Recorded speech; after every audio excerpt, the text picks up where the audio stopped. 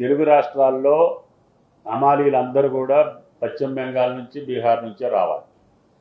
కరెక్ట్గా మన హార్వెస్టింగ్ సీజన్లోనే వాళ్ళందరూ రాష్ట్రాలకు వెళ్ళిపోయారు. మన దగ్గర ఉన్నటువంటి లేబర్ ఆ పని చేయకపోవటం మూలన లోడింగ్ అన్లోడింగ్ కూడా సమస్య వచ్చింది.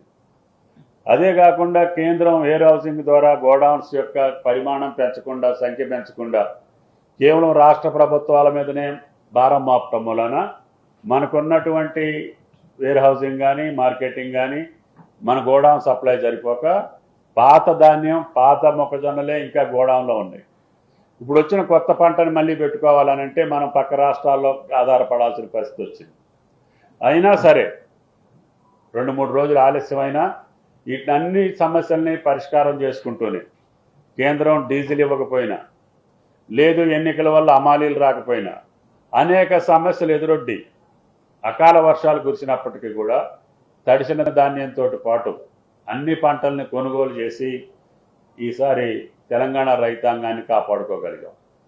అదేవిధంగా భవిష్యత్తులో కూడా ఇటువంటి పరిస్థితుల్ని మీరు బేరీ చేసుకొని పంట మార్పిడి విధానానికి ముందే ఆలోచన చేయాలి. మనకి బోర్లో నీళ్లు పడంగానే వరేస్తున్నాం, కానీ ఆ పంట ఇన్ని కష్టాలు ఎదుర్కోవాల్సి వస్తుంది. అందుకని రాష్ట్ర ప్రభుత్వం స్పష్టంగా క్రాప్ డైవర్సిఫికేషన్ కోసం ప్రయత్నం చేస్తున్నాం. మన జిల్లా మాదిరిగానే అన్ని జిల్లాలను కూడా హార్టికల్చర్కి వెళ్ళమని చెప్తున్నాం, కూరగాయలకి వెళ్ళమని చెప్తున్నాం. మనకి డిమాండ్ ఉన్న పంటలు, ఇంపోర్ట్ చేసుకునే పంటల్ని మనం ప్రమోట్ చేయాలని. ఇప్పుడు పప్పు ధాన్యాలు మనకి దిగుమతి చేసుకుంటున్నాం, పప్పు ధాన్యాలను ఎంటర్టైన్ చేయాలని. అదేవిధంగా నూనె గింజలు మనం ఇంపోర్ట్ చేసుకుంటున్నాం, దానికి ఇన్సెంటివ్ అన్న ఇచ్చే అవకాశం చూసి ఆలోచించి ఆ రైతులను ప్రోత్సహించాలని. కూరగాయలు కూడా బయట రాష్ట్రాల నుంచి తీసుకుంటున్నాం, కాబట్టి కూరగాయలకు సంబంధించినటువంటి ఏరియాను కూడా గణనీయంగా పెంచాలని.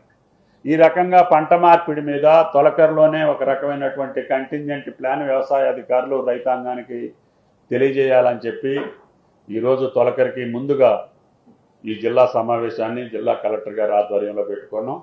నిన్ననే ముఖ్యమంత్రి గారు కూడా స్పష్టంగా అన్ని జిల్లా కలెక్టర్లకి ఈ యొక్క ఆదేశాలు ఇవ్వటం జరిగింది.